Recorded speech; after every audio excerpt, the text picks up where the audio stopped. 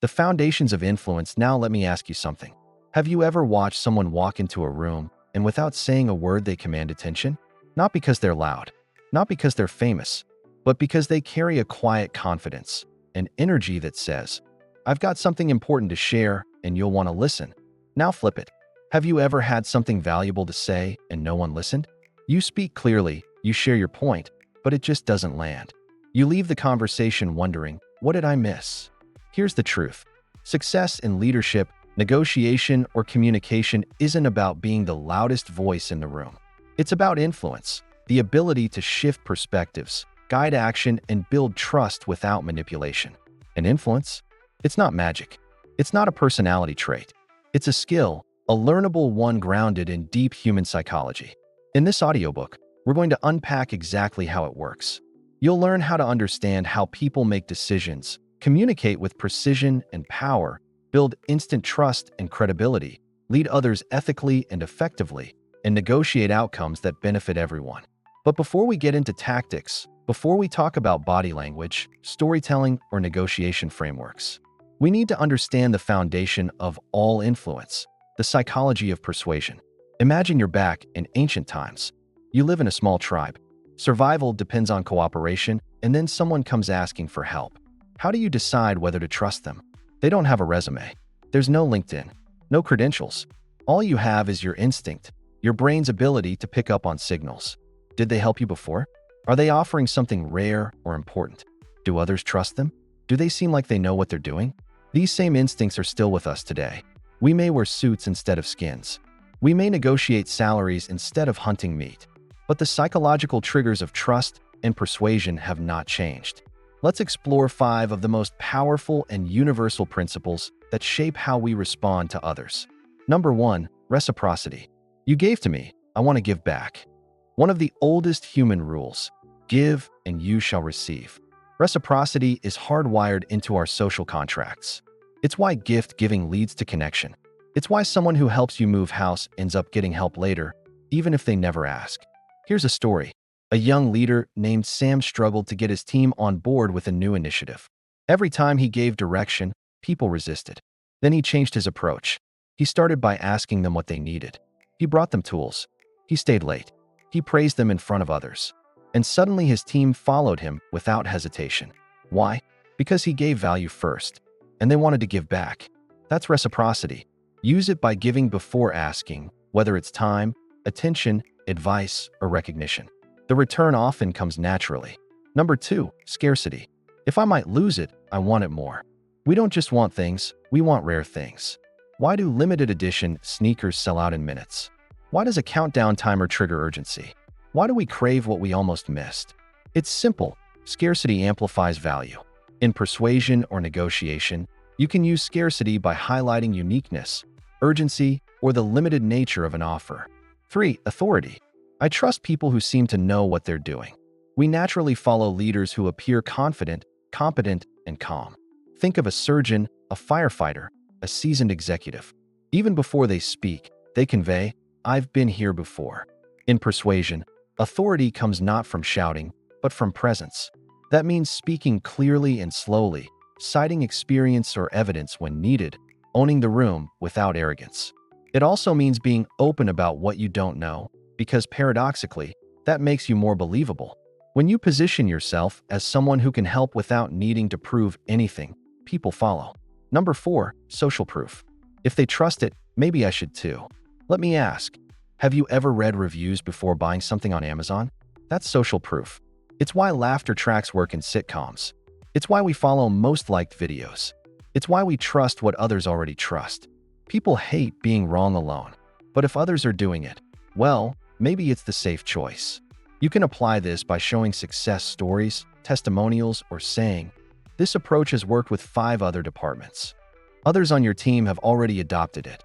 Social proof creates a safe path forward, especially in uncertain situations. Number 5, consistency. I want to stay true to who I am. Once someone takes a position or adopts an identity, they tend to stick with it. That's why great influencers don't jump straight to the big ask. They start small. Here's how it works. Ask someone, do you care about sustainability? They say yes. Then you say, Would you be willing to try this eco-friendly workflow? Chances are they'll say yes again, because they want to be consistent with their identity. We all do. Use this principle by helping people see themselves in alignment with your message. These 5 principles, reciprocity, scarcity, authority, social proof, and consistency, aren't tricks. They're tools. Used well, they build connection, alignment, and trust. Used poorly, they become manipulation, and manipulation always backfires. So here's the golden rule. Influence isn't about getting people to do what you want. It's about helping them see that what you want is what they need too. That's the ethical path, the human path, and the most powerful one. Quick recap. Give first. Reciprocity builds loyalty. Highlight uniqueness. Scarcity creates urgency. Show calm, credible presence. Authority breeds trust. Let others vouch for you. Social proof builds safety. Align with identity. Consistency drives follow-through. When you understand these foundations, you don't just communicate. You influence with integrity.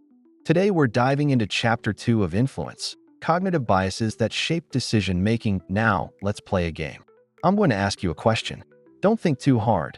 Just answer with your instinct. A bat and a ball cost $1.10 in total.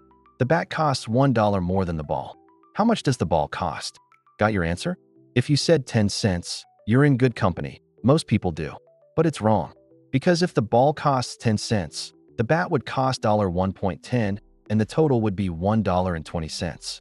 The correct answer? 5 cents. That simple question reveals something profound. We are not as rational as we think we are. Our brains rely on shortcuts, mental patterns called cognitive biases. They help us make decisions quickly, but sometimes they distort reality.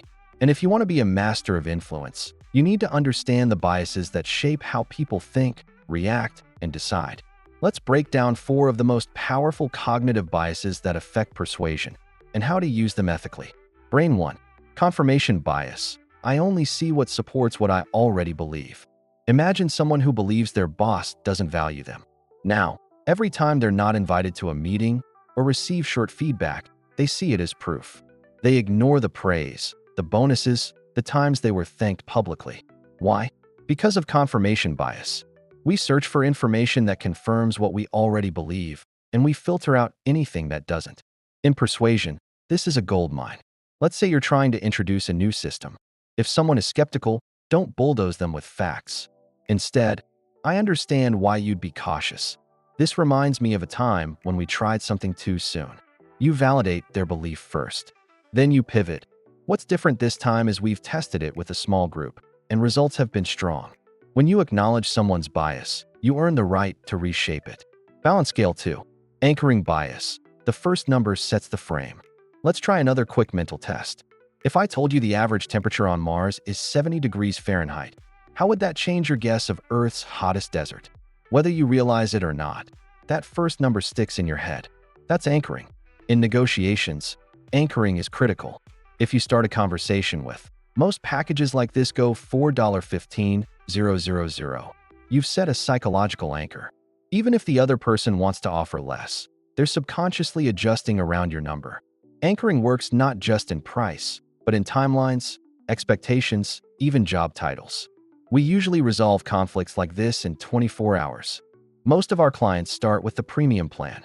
Use it to guide perception, not manipulate. Fearful face 3. Loss aversion.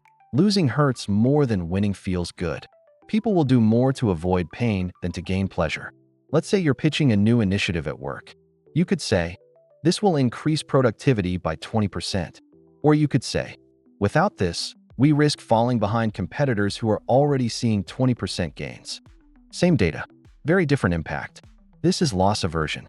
The pain of losing a client, missing a deadline, or wasting time triggers people into action faster than the potential of a reward. Be mindful. You're not trying to scare people. You're activating awareness.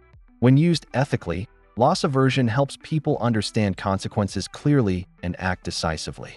Sparkles 4. The halo effect. If I like one thing about you, I assume I'll like the rest. Ever met someone well-dressed, articulate, and warm, and instantly assumed they were smart, trustworthy, and capable? That's the halo effect. Our brains are lazy in the best way.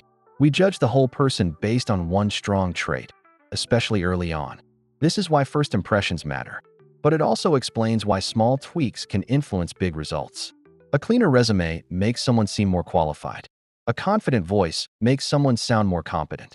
Eye contact plus a calm tone equals trust. In persuasion, everything counts. Not just what you say, but how you look, how you sound, how you pause between words. When the first impression is strong, your message gets a halo. Direct hit putting bias to work. With integrity, the biases aren't flaws. They're shortcuts, survival tools our brains use to save energy. When you understand them, you stop arguing logic against emotion. You stop pushing facts uphill. Instead, you align with how the brain works. Let's recap. White heavy checkmark confirmation bias. People filter for what they already believe. Start where they are. White heavy checkmark anchoring bias. The first number, date, or idea frames everything that follows. White heavy checkmark loss aversion. Frame your offer around what's at stake if nothing changes.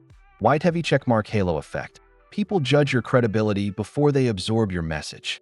The goal isn't to manipulate. It's to communicate in a way that actually gets through. Thanks for joining us today. Remember, understanding these cognitive biases is the first step to wielding their power responsibly. As we continue to explore the art of influence, keep in mind that true mastery lies in the ethical application of knowledge. Until next time, stay curious, stay critical, and stay hungry for knowledge. Chapter 3. Mastering Emotional Intelligence and Influence. Have you ever walked away from a conversation thinking, "They didn't hear a word I said"? Or worse, "I didn't hear a word they said"? Influence doesn't happen in the logic of the brain. It happens in the space between two people. And that space is emotional. Think about it. We don't just buy products, we buy stories. We don't just follow leaders, we follow feelings. We remember how people made us feel far longer than we remember their facts. This is why emotional intelligence, EQ, is a superpower in persuasion. Let's explore exactly how to use it to connect, motivate, and move people toward action. Lightbulb, what is emotional intelligence? At its core, emotional intelligence is made up of 4 key abilities. Self-awareness, knowing what you feel and why you feel it. Self-regulation, managing your emotional reactions. Empathy, understanding what others are feeling. Relationship management, using that awareness to guide interactions. Let's break each of these down, specifically through the lens of influence and leadership. 1 self-awareness. What emotional energy am I bringing into this moment? Imagine this. You walk into a tense negotiation. You're frustrated, rushed from another meeting, still replaying an earlier argument in your head. Without knowing it, you bring that tension into the room. Your words might sound polite, but your tone, body language, and energy leak tension. People pick up on that. Influence starts before you speak, with your emotional state. Ask yourself before any important conversation, am I centered, or am I carrying baggage into this room? Try this simple practice. Before meetings, take 30 seconds to breathe deeply. Notice what you're feeling. Choose the energy you want to bring. Calm, curious, compassionate.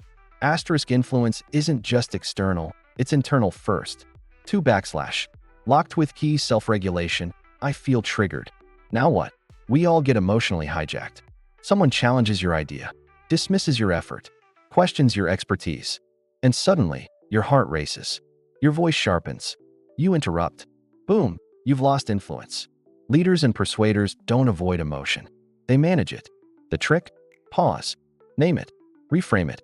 I'm feeling disrespected right now, but maybe they're just overwhelmed. I'm taking this personally. What's the most generous interpretation of their reaction? This doesn't mean suppressing emotion. It means owning it and choosing how to respond. In high-stakes conversations, composure is power.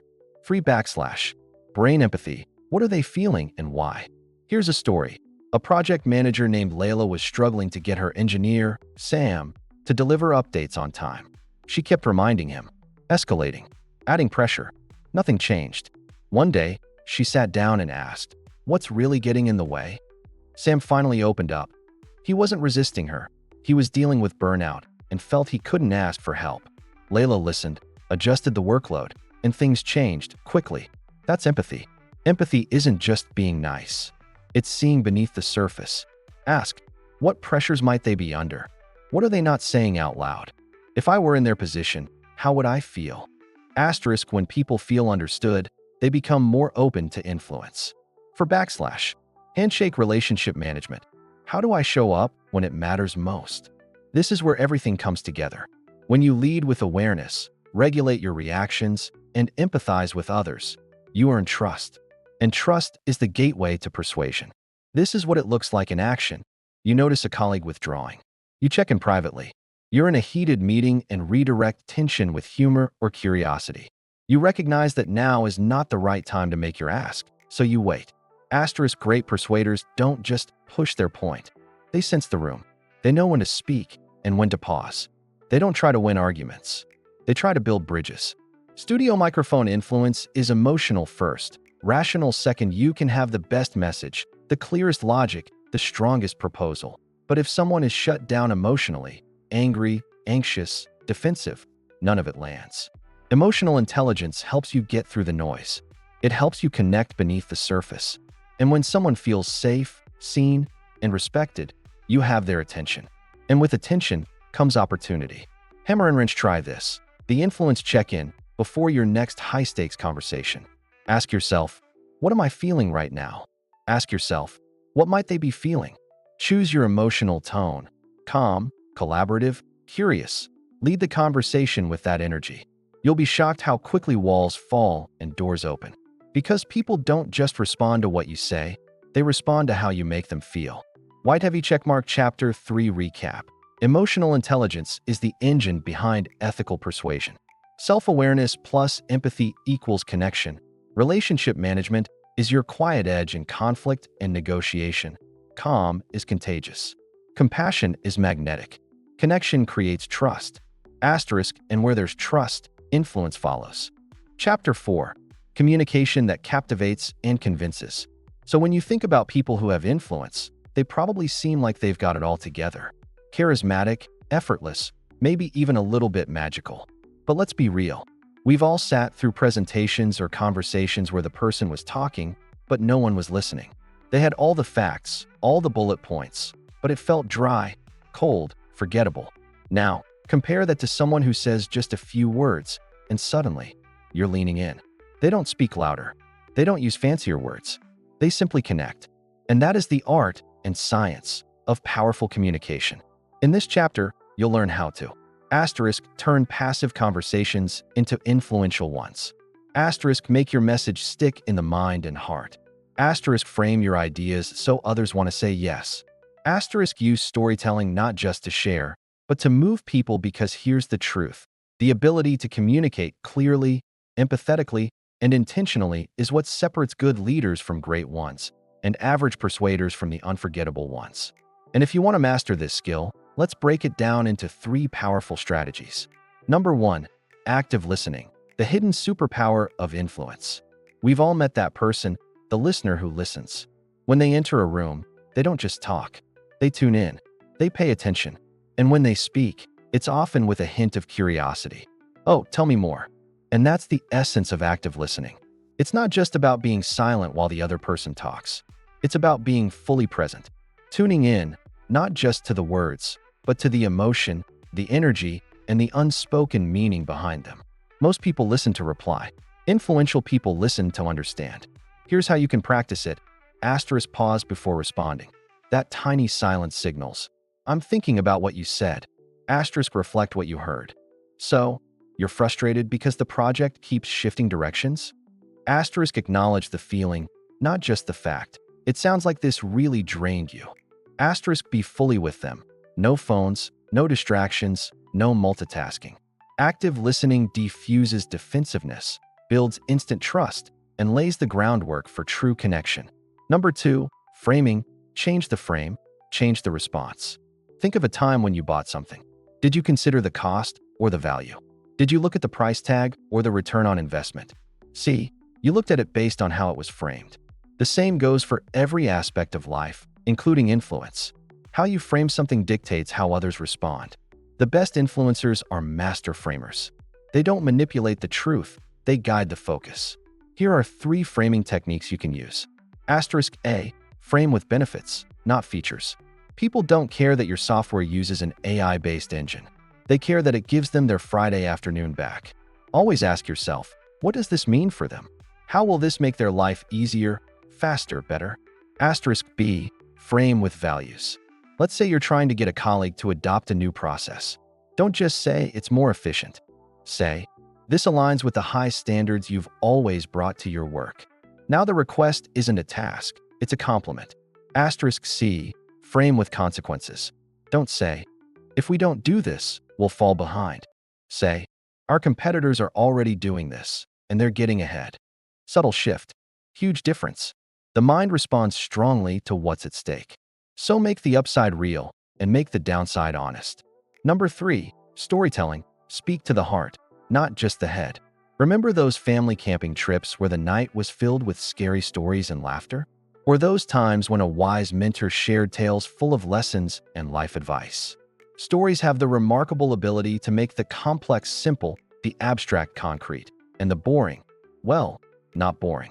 So how do you become a powerful storyteller? Let's break it down into 4 steps. 1. The hook. Start with a feeling. Grab attention with something relatable. 3 years ago, I was completely burnt out. I was sleeping 4 hours a night and pretending everything was fine. Now you've got their ears and their heart. 2. The struggle. Create tension. Bring people into the challenge. My team was falling apart. Deadlines were slipping, and I was too proud to ask for help. Tension builds investment. 3. The shift. Reveal the insight. Show the turning point. A mentor told me, you're not leading, you're rescuing. That hit hard. I changed my entire approach.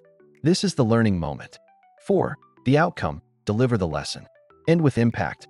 Since then, we've grown 40%. But more than that, we've built a culture of trust. Boom. Lesson plus emotion equals lasting influence. And here's a key tip. Speak in scenes, not summaries. Let them see the room, hear the voice, feel the fear, or joy, or pride. Use sensory language. Use pauses. And most importantly, be real. Authenticity is magnetic. Perfection is forgettable. So when you want to lead, persuade, or negotiate effectively, you need more than facts and figures. You need emotional connection. You need precise framing. You need stories that stick. Influence isn't about having the perfect script. It's about making people feel something. When your message hits both the head and the heart, people don't just understand you, they trust you. And trust? That's where real influence begins. Thank you for watching this episode. If you've enjoyed it, please remember to share, comment, and subscribe for more videos that explore the intricacies of human behavior and influence. In this chapter, we're going to be looking at Chapter 5, Negotiation Tactics for Success. Negotiation. For some people, that word sparks excitement. For others, anxiety. But here's the truth. You are already negotiating every day. When you ask for a deadline extension, when you discuss a raise, when you convince your child to finish their homework, or your partner to try your favorite restaurant, that's negotiation. It's not just a boardroom skill. It's a life skill. And when you learn to negotiate with clarity, confidence, and empathy, you don't just win more. You build stronger relationships, reduce conflict, and create outcomes everyone's proud of.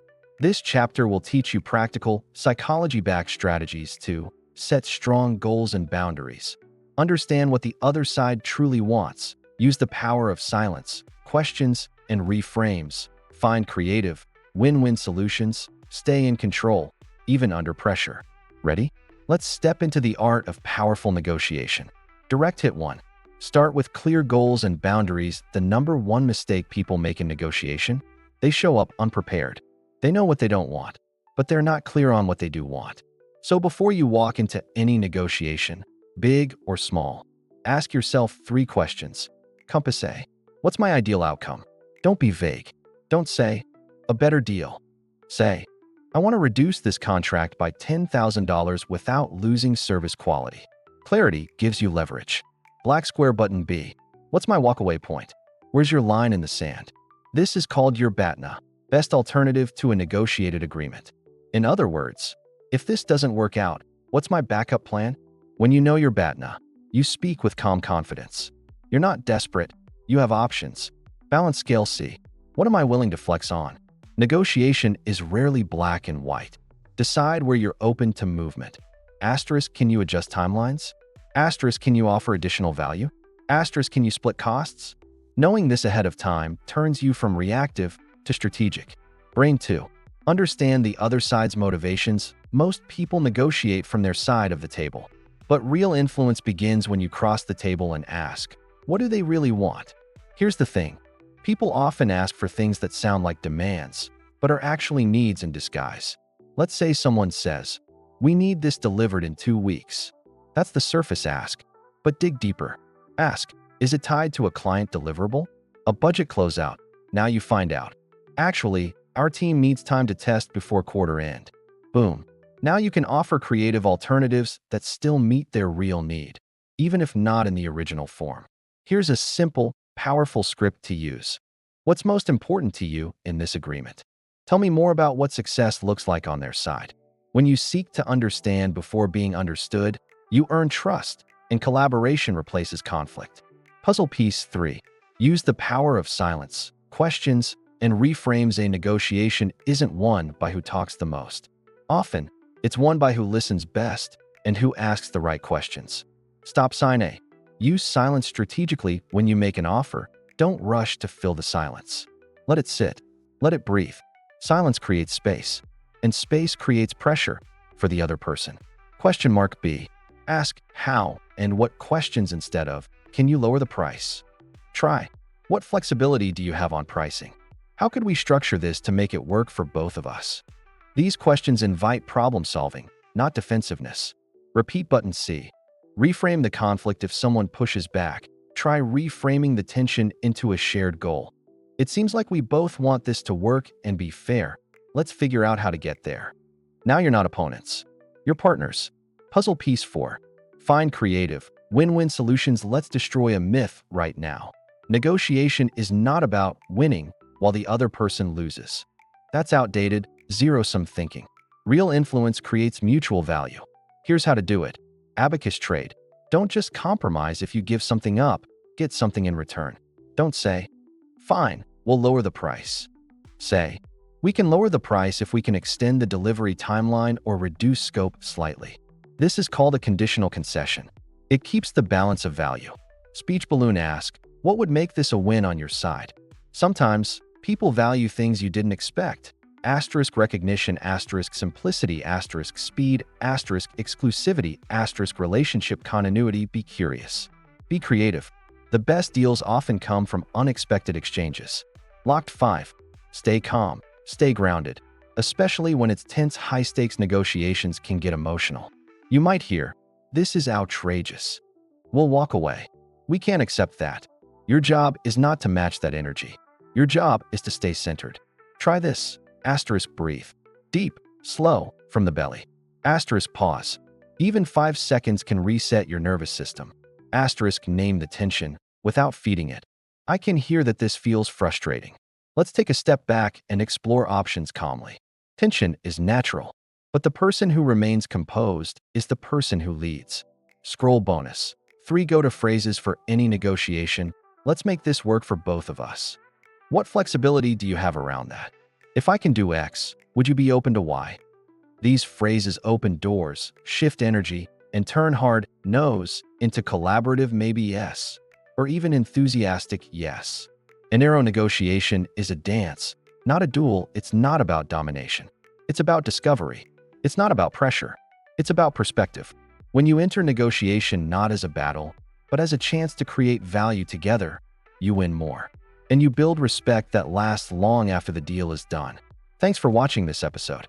If you found it valuable, please consider subscribing, and I'll see you in the next one. Chapter 6. Leading with Influence. Let me ask you a question. When you think of the best leader you've ever worked with, or even just observed from afar, what made them great? Chances are, it wasn't just their title, their intelligence, or their charisma. It was how they made people feel. Heard, trusted, valued, capable. Great leadership is not about commanding. It's about influencing with purpose. In this chapter, you'll learn how to inspire and motivate your team using the science of influence. Build consensus without force. Resolve conflicts with clarity and calm. Create a culture where people don't just comply, they believe. Let's begin. 1. Influence as inspiration, not control. A lot of leaders make the mistake of trying to push people toward goals. But true influence isn't about pushing. It's about pulling, drawing people forward with vision, purpose, and belief. When someone says, "Because my manager said so," they're operating from compliance. When someone says, "Because this matters to me," they're operating from commitment. Big difference. So how do you move people from compliance to commitment? A. Share the why, not just the what. People don't get excited by tasks. They get excited by meaning. Don't just say, "We need to hit our Q3 targets." Say, "If we hit this goal, we prove to the industry that a small team can punch above its weight, and that makes us unstoppable." Attach goals to identity, purpose, and legacy. B. Model the behavior you want to see. Influence starts with example. You want ownership? Show ownership. You want optimism? Speak with it. You want initiative? Lead with it. People don't follow what you say. They follow what you consistently do. 2.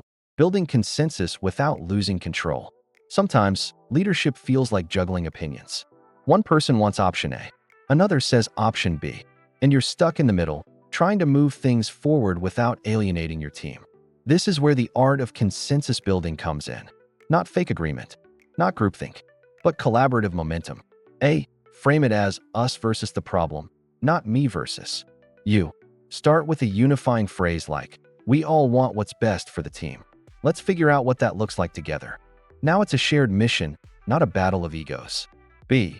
Use guided questions. What would a successful outcome look like for everyone here? What's non-negotiable for you? And where are you open to flexibility? These questions surface priorities without escalating emotion. When people feel heard, they're more open to compromise. 3. Resolving conflicts with calm confidence. Conflict is inevitable, but it doesn't have to be toxic. Handled with emotional intelligence, conflict can build respect, deepen relationships, and lead to better outcomes. Here's a simple framework to handle tension like a pro. Step 1. Pause before reacting. Let me take a moment before I respond. This models composure and gives you time to reset. Step 2. Acknowledge without agreeing. I hear that you're frustrated about the timeline. That makes sense. This validates emotion without conceding. Step 3. Redirect toward shared purpose. I think we both want this project to succeed. Let's see how we can align on next steps. This lowers defensiveness and recenters the conversation. Bonus tip: if things get heated, switch from email to face-to-face or video. Conflict softens in real-time connection. 4. Creating a culture of trust, ownership, and openness. A culture is just the behavior we reward, repeat, and protect. Want a culture where people take initiative? Celebrate it out loud. Want a culture where feedback is safe? Model vulnerability yourself. Here are 3 influence-based micro-behaviors that change culture over time. A. I trust you. Here's why. Tell people what you trust them with and why. I trust your instincts on this because you've shown great judgment under pressure. That level of specific, earned trust is a motivator like no other. B. Let's reflect on this together. Invite team members into shared evaluation. What worked well in that project? And what would we change next time? This builds psychological safety. People feel seen, not judged.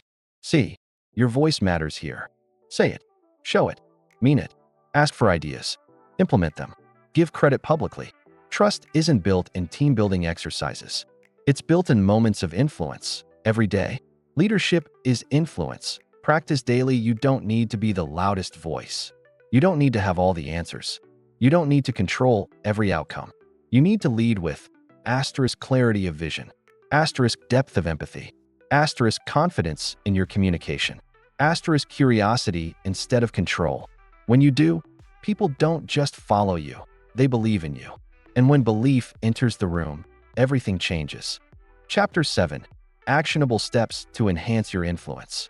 Headphone, you've come a long way. You've explored the psychology behind influence. You've learned how persuasion works on the mind and heart. You've developed emotional tools, mastered communication, practiced negotiation, and understood how leaders inspire, not control. But knowledge, no matter how powerful, only becomes transformation when you put it into practice. So in this chapter, we'll get ultra practical. You'll get a daily practice guide, behavioral microhabits to build influence scripts, and real-life application ideas, a framework to track your growth over time. Let's dive in. Hammer and wrench 1. Make active listening a daily practice. You already know that influence starts with feeling heard. So here's your challenge. For the next 7 days, Choose one conversation a day where you practice pure, intentional listening. Here's how. Put down your phone. Give them your full attention. Make eye contact. Stay open, present. Reflect their message back. So you're feeling overwhelmed with the deadline. Did I get that right? Don't interrupt. Don't fix. Just hear. Then write down how they responded. Did their tone soften? Did they share more? Did the conversation shift? Influence begins in these tiny, repeatable moments. Envelope 2. Craft persuasive messages with a proven formula next. Let's make your daily communication more persuasive, whether it's an email, a pitch, or a team update. Try this simple 3-step formula. Yellow square A. Lead with shared values. I know we all care about delivering great work and protecting our time. Green square B. Present the offer with benefits. That's why I'm suggesting we test this new system. It could save us 6 hours a week and reduce burnout. Blue square C. And with a clear call to action, are you open to trying it out for one sprint and evaluating after? Start small. Use this formula in one email a day. You'll be amazed how much more clearly and confidently your voice comes through. Speech balloon 3. Use microscripts in real conversations. Influence is situational. So let's arm you with phrases you can start using today. Light bulb in conflict. I want to understand where you're coming from first. Light bulb in negotiations. What would make this a win on your side? Light bulb in leadership. Here's why your voice is so valuable here. Light bulb in feedback. Can I share something I noticed that might help? These aren't just words. They are trust-building signals, subtle, consistent signs that you lead with empathy and authority. Practice them. Modify them. Make them your own. Counterclockwise arrows button 4. Apply influence techniques in everyday life. Want to master influence? Practice in the small, low-stakes moments first. Here are a few easy daily experiments. Hot beverage at the coffee shop. Compliment someone genuinely and see how it changes the tone of the exchange. Try active listening with the barista. Remember their name. House at home. Ask your partner or friend, what would make today easier for you? Then deliver it without asking for anything in return. This builds reciprocity. Busts in silhouette in meetings. When someone shares an idea, amplify it. That's a great point. What I hear is, each of these small actions flexes your persuasion muscle, training your brain for bigger moments ahead. Repeat button 5. Reflect, refine, repeat. The Influence Journal. Here's a simple tool to track your growth. The Influence Reflection Template. 5 minutes per day. What conversation today went well?